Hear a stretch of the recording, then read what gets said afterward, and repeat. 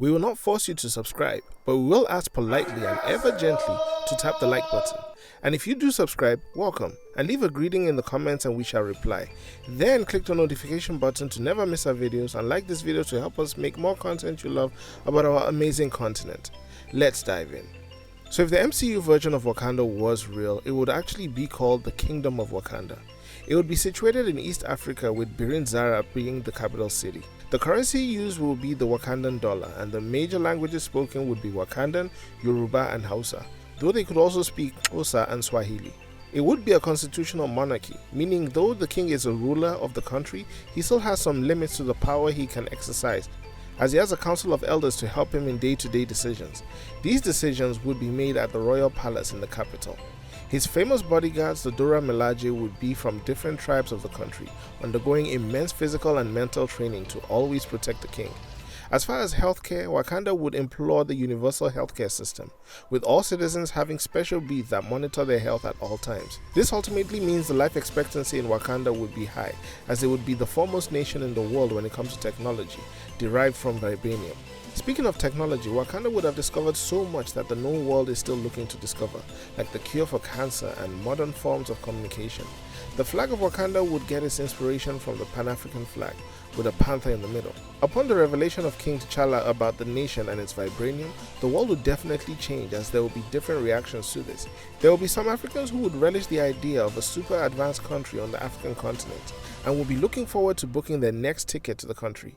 And then you would have some Africans who would be disappointed that Wakanda stood by during slavery and colonization without lending any form of military assistance that could have altered history. Other people will even become fearful of a nation with such technological prowess that is not shared with the rest of the world. The world knowing about Wakanda would also alter the immigration laws, as the country will deal with refugees and others aiming to relocate to Wakanda. This will take time to establish, as Wakanda will have to draft an agreement with each country on visa situations and deportation laws. Some Wakandans may not like this too, so groups like the Desturi, an ultra-conservative xenophobic group, would be a constant thorn in Wakandans' plans to integrate with the world. New blogs would be created, information about the country would be altered in public domains like libraries or even Wikipedia. Corporations like McDonald's, TikTok, Microsoft, Tesla would do all they can to set up businesses in Wakanda as a means to integrate into the Wakandan society. The one problem though in all of this would be Vibranium, which is the source of the powerful technology wielded in the country. Nations and corporations would try to get their hands on some good old V, and if Wakanda seemed to hold off on sharing the element, it could cause a series of events that could lead to war. Countries could try to paint the king as a dictator for not sharing enough vibranium, trying to turn the citizens of Wakanda against the king's laws. See how countries manipulate other countries and fight other countries for oil? Superpowers especially may not be so welcoming to Wakanda suddenly becoming a global power, and may look to be allies or be skeptical about the intentions of Wakanda's leaders. China could look for a diplomatic relationship with Wakanda with the intention of exchanging or sharing resources.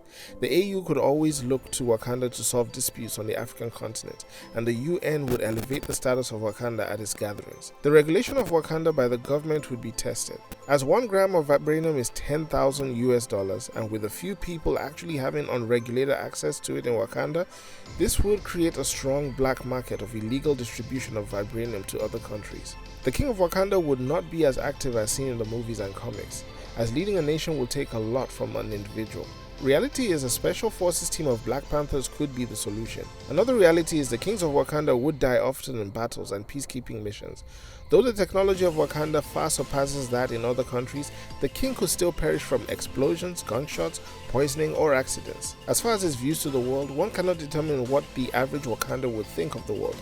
But Wakandans who can afford to travel out will finally be able to learn other cultures firsthand, as opposed to what is learnt in school. Going back to the constitutional monarchy, the nation would always hope for a ruler that looks for the best interests of Wakanda. Since there are no elected presidents, leaders are often in office until they die, voluntarily relinquish power, or lose in a duel, so Wakandans and the world would always keep an eye on what the next person to rule would be like. An example of this would be the situation between America and Saudi Arabia. One thing for sure, if Wakanda was real, I would visit, hoping that the isolationist mindset would not yield a non-existent tourist division in the country. Give me a pet rhino. So if Wakanda was real, how would you feel, and would you visit the place? Would you want to live there, or would you like to get your hands on some vibranium? There is the other version of this video on what if Wakanda was real, the non-MCU version. Don't hesitate to check that out by clicking here.